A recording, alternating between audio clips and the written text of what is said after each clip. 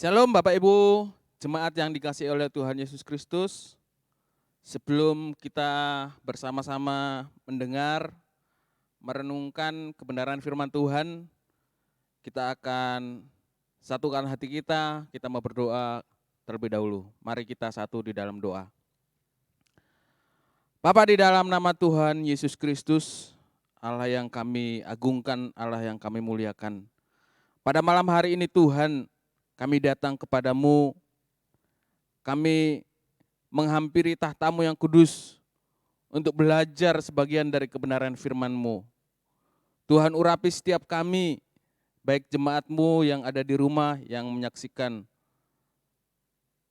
kebenaran firman Tuhan ini, begitu juga hamba-Mu yang menyampaikan kebenaran firman-Mu.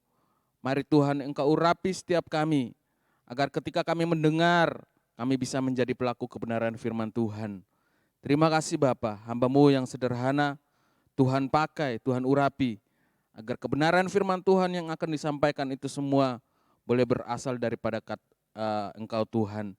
Beri kata-kata yang sederhana agar kami bisa mengerti kebenaran firman Tuhan. Terima kasih Bapa, kami siap untuk mendengarkan firman-Mu. Dalam nama Tuhan Yesus kami sudah berdoa dan bersyukur. Haleluya. Amin. Ya, baik Bapak Ibu yang dikasihi oleh Tuhan, malam hari ini kita akan belajar satu kebenaran firman Tuhan yang saya ambil dari kitab Markus pasal yang ke-7. Markus pasal yang ke-7 ayat yang ke-24 sampai dengan ayat yang ke-30. Ya, Bapak Ibu yang ada di rumah bisa membuka Alkitabnya. Kita akan simak baik-baik. Ya, saya akan membacakannya untuk kita semua. Markus pasal yang ke-7 ayat yang ke-24 sampai dengan ayat yang ke-30. Demikian firman Tuhan. Lembaga Alkitab Indonesia memberikan judul Perempuan Siro Fenisia yang Percaya. Lalu Yesus berangkat dari situ dan pergi ke daerah Tirus. Ia masuk ke sebuah rumah dan tidak mau bahwa ada orang yang mengetahuinya, tetapi kedatangannya tidak dapat dirahasiakan. Malah seorang ibu yang anaknya perempuan kerasukan roh jahat segera mendengar tentang dia, lalu datang dan tersungkur di depan kakinya.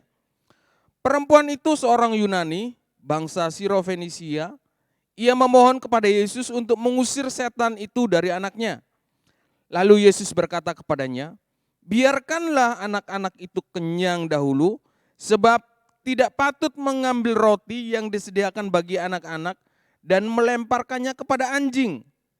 Tetapi perempuan itu menjawab, benar Tuhan, tetapi anjing-anjing di bawah meja juga makan remah-remah yang dicatukan anak-anak. Maka kata Yesus kepada perempuan itu, karena kata-katamu itu, pergilah sekarang sebab setan itu sudah keluar dari anakmu. Perempuan itu pulang ke rumahnya, lalu didapatinya anak perempuan itu, berbaring di tempat tidur, sedang setan itu sudah keluar. Ya, Bapak Ibu yang dikasihi oleh Tuhan Yesus, satu kebenaran firman Tuhan yang begitu luar biasa, diceritakan bahwa ada seorang perempuan yang memiliki seorang anak gadis. Anak ini sedang kerasukan setan. Kemudian ketika anak perempuan ini sedang kerasukan setan, seperti biasa namanya orang tua, apalagi kalau ibu-ibu ya, pasti bingung bagaimana caranya supaya anak kesayangannya itu bisa sembuh. Dan ini yang dialami oleh perempuan Fenisia ini. Dia mengalami sesuatu yang sangat luar biasa yang membuatnya mungkin kebingungan bagaimana caranya karena anak yang disayangi mengalami hal yang buruk atau kerasukan roh jahat.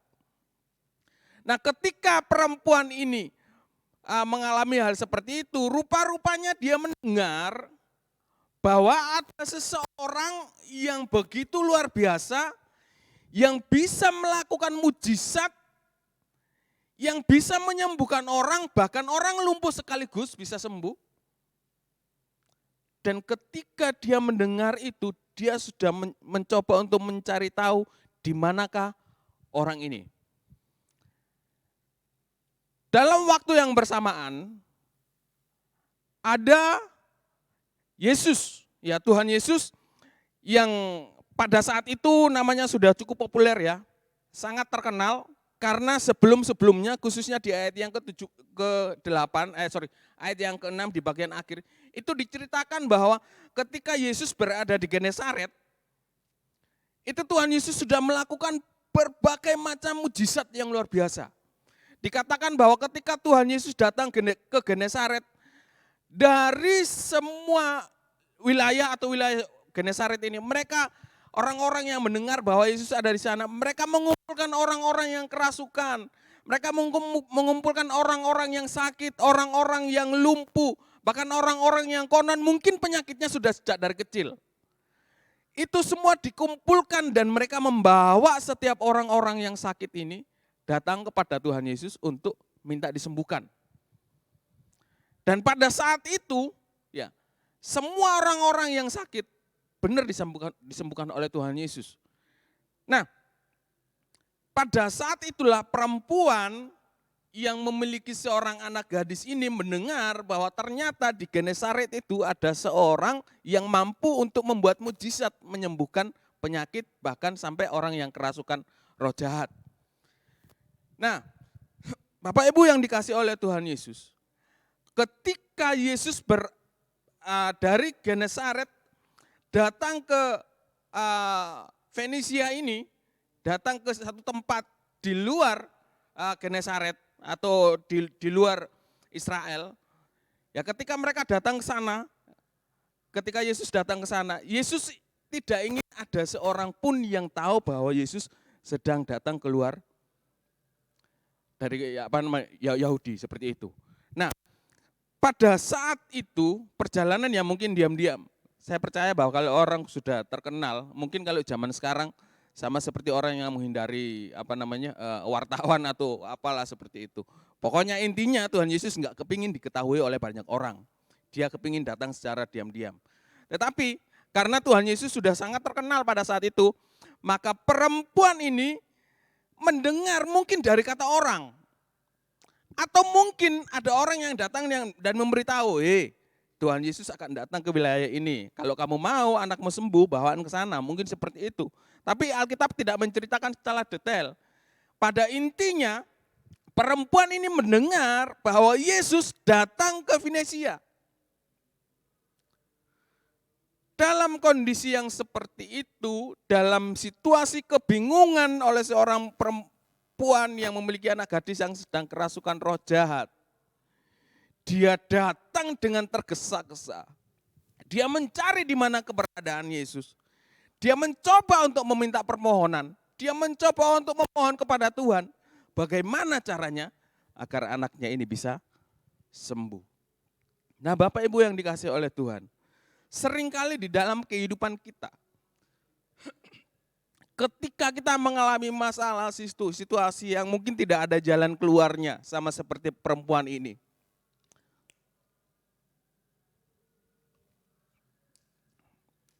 Seringkali kita berusaha dengan kekuatan kita. Seringkali kita mencari jalan keluar yang tidak wajar. Atau mungkin kita akan berusaha untuk berobat ke sana ke sini. Bagaimana caranya asal anak kita atau masalah kita bisa terselesaikan.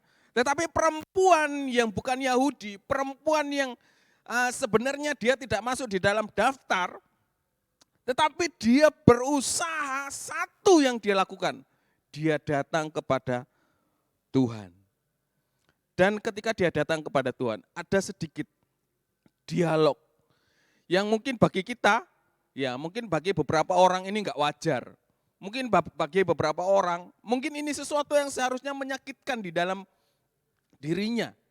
Tetapi bagi seorang perempuan ini, itu semua tidak ada masalah baginya. Anda bisa membayangkan, ketika kita datang minta tolong kepada seseorang, Pak atau Bu, saya bisa minta tolong, bisa enggak saya minta tolong bla bla bla seperti itu. Lalu bisa bayangkan ketika kita datang minta tolong kepada orang itu, lalu dia berkata, oh saya itu enggak layak untuk menolong seorang anjing. Ini pasti kata-kata yang sangat menyakitkan. Dan itu ketika perempuan ini datang kepada Tuhan Yesus dan minta tolong kepada Tuhan Yesus. Tuhan, tolong sembuhkan anak saya yang sedang kerasukan roh jahat. Jawaban yang diberikan oleh Tuhan, itu dia berkata begini, enggak patut mengambil roti yang harusnya diberikan kepada anak-anak, lalu diberikan kepada anjing. Atau bisa dikatakan dengan kata lain begini, roti yang seharusnya buat anak-anak, atau bisa dikatakan begini, bahwa perempuan ini atau engkau ini sebenarnya disamakan dengan anjing. Saudara, kalau kita mendengar kata-kata seperti ini mungkin sakitnya luar biasa. Dan saya enggak pernah mendengar ada orang yang berdialog seperti biasa lalu ngatain seseorang dengan kata-kata anjing. Kalau misalnya biasanya kalau orang itu berkata anjing itu mungkin sedang ada situasi yang genting seperti itu lalu mengatakan oh bla seperti itu.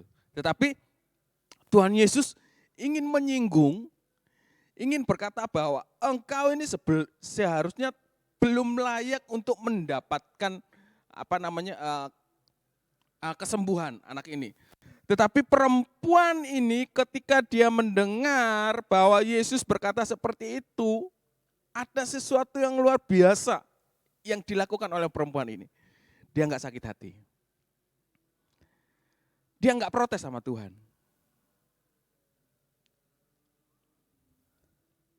Dia enggak dendam. Tetapi justru dengan kerendahan hati, perempuan ini berkata, benar Tuhan. Tetapi roti yang dimakan oleh anak-anak ini jatuh ke tanah dan dimakan juga oleh anjing-anjing. Saudara, ini kata-kata hikmat yang begitu luar biasa, yang seharusnya di dalam kehidupan kita sebagai orang percaya, kita bisa menirunya. Kita bisa lakukan ini. Tetapi seringkali ketika kita mengalami masalah, ketika kita menghadapi satu situasi yang genting seperti ini, respon kita ketika menghadapi masalah yang seperti ini, mungkin dengan kata-kata makian, dengan kata-kata yang kasar, tersinggung, marah, dendam, ya mungkin dengan kata-kata kutukan. Namun perempuan ini sama sekali dia tidak mengeluarkan kata-kata kutukan, tetapi justru dia mau berkata bahwa benar Tuhan, tetapi anjing-anjing itu juga memakan roti yang jatuh dari meja, ya tempat anak-anak makan tadi. Saudara yang dikasihi oleh Tuhan Yesus Kristus, ketika saya membaca kebenaran firman Tuhan ini, saya mendapatkan ada 4, kurang lebih ada 4 inti. Bagaimana caranya supaya kita bisa mendapatkan mujizat yang daripada Tuhan. Bagaimana caranya supaya setiap masalah persoalan yang sedang kita alami hari-hari ini bisa terselesaikan dengan baik. Kita bisa belajar dari perempuan Fenisia ini. Dia melakukan berbagai macam cara. Bagaimana caranya? Yang penting saya bisa mendapatkan mujizat dari Tuhan Yesus. Yang pertama Bapak Ibu, yang dilakukan oleh perempuan ini, dia mendengar, dia tahu bahwa Yesus sedang datang. Dia tahu bahwa Yesus sedang berada di Fenisia. Jadi inti yang pertama, bagaimana caranya supaya kita bisa mendapatkan mujizat dari Tuhan? Pertama, kita harus tahu dulu kebenaran firman Tuhan. Dan kebenaran firman Tuhan, pengetahuan kita akan kebenaran Allah itu yang akan membuat kita berhasil. Pengetahuan kita akan kebenaran firman Tuhan itu yang akan menuntun kita, itu yang akan membawa kita untuk bisa mengalami mujizat yang Tuhan sudah lakukan, yang sudah pernah Tuhan lakukan. Kebenaran, pengetahuan akan kebenaran firman Tuhan ini yang akan memotivasi kita, menuntun kita, membawa kita lebih dalam untuk mengenal siapa Tuhan di dalam hidup kita. Yang kedua, yang kedua yang saya dapatkan dari kebenaran firman Tuhan ini adalah bukan hanya pengetahuan saja itu tidak cukup. Tetapi harus ada suatu kepercayaan iman. Harus ada sebuah iman yang begitu luar biasa, sama seperti perempuan ini. Dia begitu yakin, dia begitu percaya bahwa Yesus sanggup menyembuhkan anaknya. Dia begitu percaya bahwa tidak ada yang bisa menyembuhkan anaknya selain Tuhan Yesus. Makanya ketika dia datang kepada Tuhan, sekalipun dia mendapatkan kata-kata yang tidak enak, tetapi dia tetap percaya bahwa benar Tuhan. Tetapi anjing-anjing itu juga memakan roti dari meja yang memakan roti yang jatuh dari meja anak-anak itu. Nah saudara, yang pertama harus memiliki pengetahuan dulu. Dan saya percaya Bapak Ibu, kita semua sudah tahu, sudah mengetahui bahwa kita memiliki Allah yang begitu luar biasa. Saya percaya bahwa kita sudah tahu banyak kebenaran firman Tuhan. Tetapi yang kedua, harus dibarengi dengan iman. Harus dibarengi dengan kepercayaan iman yang kuat. Saudara, orang yang percaya, orang yang beriman kepada Tuhan, pasti akan datang membawa masalahnya kepada Allah. Orang yang percaya kepada Yesus, pasti akan membawa persoalannya kepada Tuhan. Tidak membawa persoalannya kepada yang lain. Orang yang percaya, ketika dia mengalami masalah persoalan, dia akan datang tersungkur di hadapan Tuhan. Sama seperti perempuan ini. Orang yang percaya akan Tuhan Yesus ketika dia mengalami masalah persoalan di dalam kehidupannya, maka dia akan datang meminta belas kasihan kepada Allah, bukan meminta belas kasihan kepada yang lain. Dan ini yang dilakukan oleh perempuan Finesia ini. Ketika dia mengalami masalah yang berat, ketika dia sudah tahu bahwa Yesus adalah penyembuh, dia datang kepada Tuhan dengan iman yang kuat. Dia percaya bahwa masalah yang dialami pasti akan selesai. Dia datang tersungkur di hadapan Tuhan. Dan dia meminta belas kasihan kepada Allah. Saudara, seberapa masalah yang kita alami hari-hari ini? Masalah ekonomi mungkin, masalah kesehatan, masalah yang lain. Sudahkah kita memiliki iman yang kuat di hadapan Tuhan? Kalau kita memiliki iman yang kuat di hadapan Tuhan, maka saya percaya ketika kita mengalami masalah, kita pasti akan membawa masalah kita di hadapan Tuhan. Kita pasti akan datang tersungkur di hadapan Tuhan. Kita pasti akan datang dan meminta belas kasihan hanya kepada Tuhan. Poin yang ketiga, orang yang ingin merasakan mujizat Tuhan, yang ingin mendapatkan belas kasihan dari Tuhan, dia harus memiliki kerendahan hati. Rendah hati itu harus ada di dalam kehidupan orang percaya. Kalau ada orang yang tidak rendah hati, kalau ada orang yang congkak, kalau ada orang yang sombong dan lain sebagainya, saya percaya dia tidak akan pernah merasakan mujizat yang Tuhan berikan. Sekalipun dia sudah berusaha. Saudara, ketika perempuan ini berdialog dengan Tuhan, ada satu kerendahan hati yang tidak umum terjadi di dalam hidupnya. Seperti di awal tadi saya katakan, bahwa kalau kita mengalami hal yang sama seperti perempuan Finesia ini, mungkin ada kata-kata kutuk, ada dendam, ada amarah, dan lain sebagainya. Pokoknya sesuatu yang negatif pasti akan keluar. Tetapi perempuan ini Bapak Ibu, dia begitu rendah hati. ketika Yesus mengatakan sesuatu pernyataan yang tidak biasa, dengan rendah hati dia katakan, "Enggak apa-apa Tuhan, sekalipun seperti ini, yang penting minta tolong anak saya bisa disembuhkan." Ada satu kerendahan hati yang luar biasa yang dilakukan oleh perempuan Fenisia ini. Saudara, sudahkah kita memiliki kerendahan hati sebagai seorang yang percaya kepada Yesus? Atau sudahkah kita memiliki kerendahan hati, rasa syukur kita di hadapan Tuhan? Saya berharap kita semua, ya khususnya untuk setiap orang percaya, kita memiliki kerendahan hati di hadapan Tuhan. Dan yang terakhir, ya, kita harus memiliki pengetahuan, kita harus percaya dengan iman kita, harus memiliki kerendahan hati, dan yang ketiga, harus punya hikmat Tuhan. Harus punya hikmat Tuhan.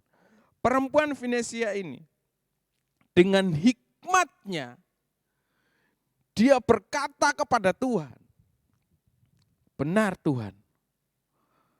Tetapi anjing-anjing itu juga makan remah-remah yang jatuh dari atas meja. Saudara, kata-kata inilah yang membuat Tuhan Yesus akhirnya membuat mujizat di dalam kehidupan perempuan ini. Kata-kata inilah yang membuat hati Tuhan Yesus yang tadinya ya, mungkin bilang enggak mungkin, ini saya berikan kepadamu. Akhirnya Tuhan Yesus berkata apa? Karena kata-katamu, sekarang pergilah. Anakmu sudah sembuh. Saudara, jarang sekali, ya, jarang sekali ini terjadi di dalam kehidupan orang percaya. Mungkin di dalam Alkitab kita enggak banyak Tuhan itu memuji karena kata-katamu. Karena kata-katamu. Saudara, adakah di antara kita yang kepingin dipuji oleh Tuhan karena kata-katamu?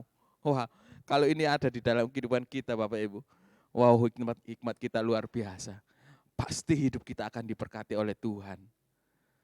Mari kita belajar Bapak Ibu dari perempuan Fenisia ini. Awal dari mujizat itu harus dialami dari pengetahuan, dari kepercayaan, iman kita kepada Tuhan. Orang yang percaya kepada Tuhan, dia pasti akan membawa masalahnya di hadapan Tuhan. Orang yang percaya, yang memiliki iman kepada Tuhan, ketika dia mengalami masalah, dia pasti akan datang tersungkur di hadapan kaki Yesus. Orang yang percaya, yang beriman kepada Tuhan, ketika dia mengalami masalah, dia akan datang meminta belas kasihan kepada Tuhan. Yang ketiga, orang yang ingin mendapatkan mujizat daripada Tuhan harus memiliki kerendahan hati. Jangan sombong, jangan kok congkak. Mari kita merendahkan hati kita kepada Tuhan. Dan yang terakhir, kita harus memiliki hikmat yang daripada Tuhan. Keempat inti yang saya dapatkan dari kebenaran firman Tuhan yang diambil dari kitab Markus pasal yang ke-7, ayat yang ke-24 sampai dengan ayat yang ke-30 ini. Saya berharap kita semua bisa lakukan. Saya berharap kita semua bisa mengaplikasikan kebenaran firman Tuhan itu di dalam kehidupan kita. Bukan hanya sebagai pengetahuan belaka. Pengetahuan itu banyak orang bisa tahu. Tetapi banyak orang tidak bisa melakukan kebenaran firman Tuhan ini. Kita belajar. Bukan hanya sebagai pendengar, tetapi kita belajar menjadi pelaku kebenaran firman Tuhan. Tuhan Yesus memberkati kita semua. Mari kita satu di dalam doa. Terima kasih Bapa untuk kebenaran firman Tuhan malam hari ini. Berkati setiap jemaat-Mu yang sudah mendengar. Berkati setiap kami Tuhan. Siapapun yang mendengarkan kebenaran firman Tuhan ini, Tuhan berkati, Tuhan urapi. Tuhan mampukan kami untuk menjadi pelaku kebenaran firman Tuhan. Terima kasih Bapa, kami berdoa Tuhan. untuk gerejamu di tempat ini. Tuhan berkati. Dari gedung, dari para pekerja, semuanya tanpa terkecuali Tuhan berkati. Bapak Gembala kami, Tuhan Engkau berkati. Biarlah semakin hari Tuhan kami semakin bertumbuh bersama-sama di dalam Tuhan. Terima kasih Bapak, terima kasih. Kebenaran sudah selesai, tetapi kami percaya bahwa karya Roh Kudus itu akan tetap nyata di dalam setiap pribadi kami lepas pribadi. Terima kasih Bapak, di dalam nama Tuhan Yesus kami sudah berdoa dan bersyukur padamu. Haleluya. Amin.